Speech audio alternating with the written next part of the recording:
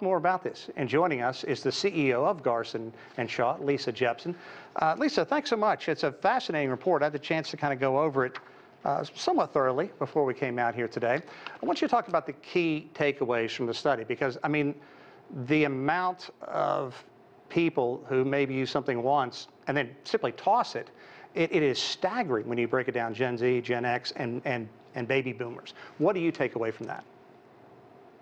Yeah, it is very serious also that all this very good clothing are thrown away, and it's very bad for the environment, and it's also bad for people we know need these clothes both in the U.S. and for the export markets. And so 11 million tons of clothes that could be wearable. You're looking at landfill right now. This is where a lot of it ends up. So we know which groups are responsible for tossing out the most waste, but did the study break it down? Why do Gen Zers take this look at something? Nearly 2/3 of them may wear something once or once a month and simply toss it out. Why is that? I think it is the power of the cheap fast fashion. They the younger generation, Gen Z, are very affected by the advertisement for buying new and new and new, and you have to have a new outfit every week and every day. And I think the younger generation are most vulnerable for this kind of advertisement. And let's talk about the environmental impact, because the amount of water. I was stunned to learn about that. Explain why water is at such a risk because of this, and just the environmental impact about water, and then landfills filling up. And these are clothes that could be reused, if not in the United States, certainly in a nation overseas somewhere. It is, and it's also proven or calculated that by reusing just one garment can save 3,000 liters of water when you consider all the water that is used in the production process, like just from the beginning for growing the cotton to dyeing the clothes in colors, and the whole process takes 3,000 liters of water for just one garment.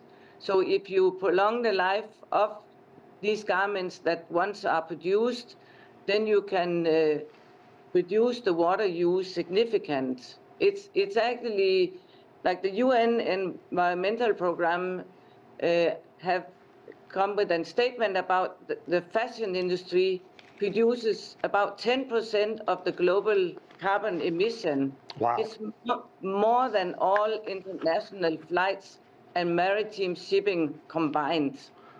So it's a significant effect it has. Well, let's talk about what role companies, fashion companies, companies that sell items of clothing, what can they do? Because we've showed a couple items, couple of stores that would simply be called a budget issue. The clothes are less expensive than you're going to find in other places, so it makes it a lot easier for this younger generation to wear something and then just toss it.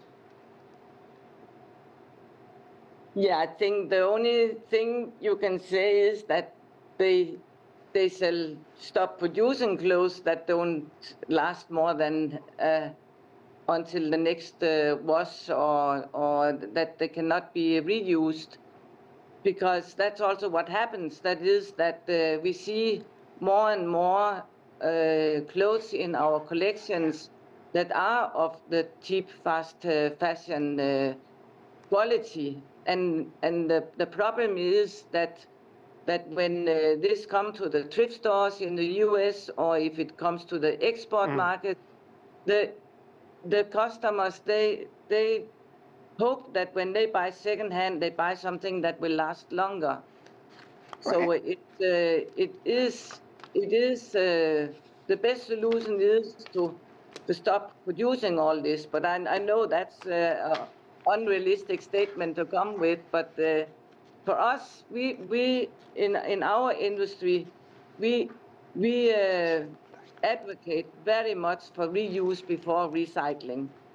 And that is our statement, and that's also why we have made this report, because we think it's important to have a tool that can bring together everybody in the industry to protect our industry and promote that clothing, once it's produced, then it shall be used until end of life and not be destroyed or not be put into like fibers that has to be made with a lot of chemicals and stuff.